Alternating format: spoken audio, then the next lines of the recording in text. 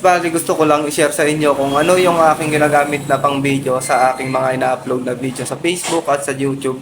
Bali, ang gamit ko ngayon ay hindi po siya cellphone.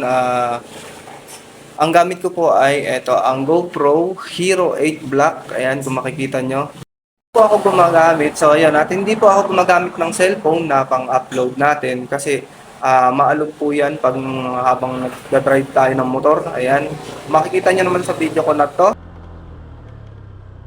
Yan, nakita nyo, bali, ang kagandahan dito sa GoPro Hero 8 Black ay meron siyang 4K resolution. So, ay ginagamit kong cellphone ngayon kasi na-try ko din naman na na pang video yung cellphone ko.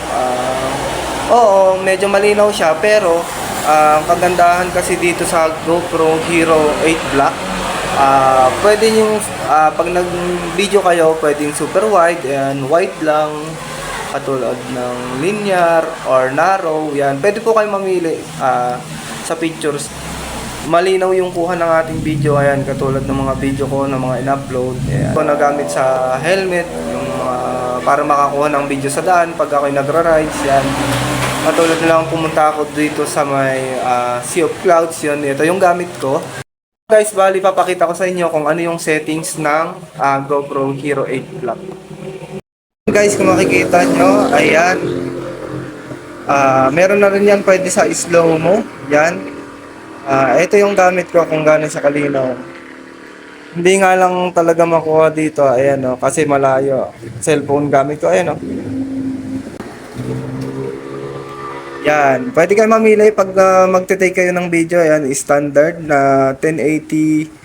Tapos 60 frame rate per seconds. Ayan, naka-super view yan. Naka-set kasi yan pag ako yung magra-rides ako, ganun. Tapos, ayan, kung makikita nyo, super view din yung gamit dyan. Ayan. Ayan, may slow mo na rin siya. Bali 1080p. Pero kadalasan gamit ko dyan, itong standard lang. Yung narrow, ayan, kung makikita nyo, ito yung linear.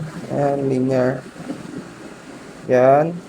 Tapos, wide. Ayan, pa-wide ng pa-wide yung pagkuha ng video.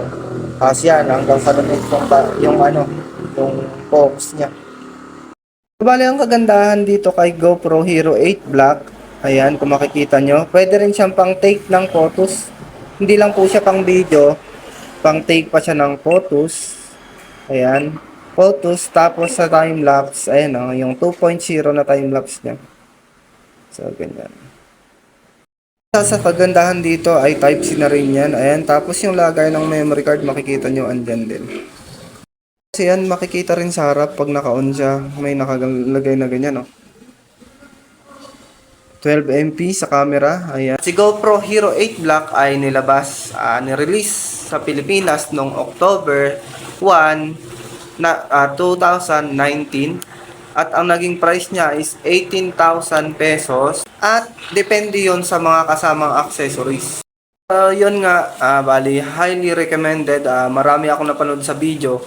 Sa mga YouTube, sa video, YouTube video, Facebook, yan, ginagamit talaga ng mga motovlogger, yan, mga vlogger, itong GoPro Hero.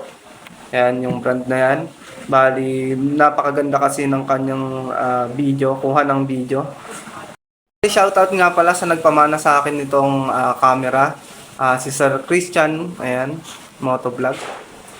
Guys, bali hanggang dito na lang ang aking video.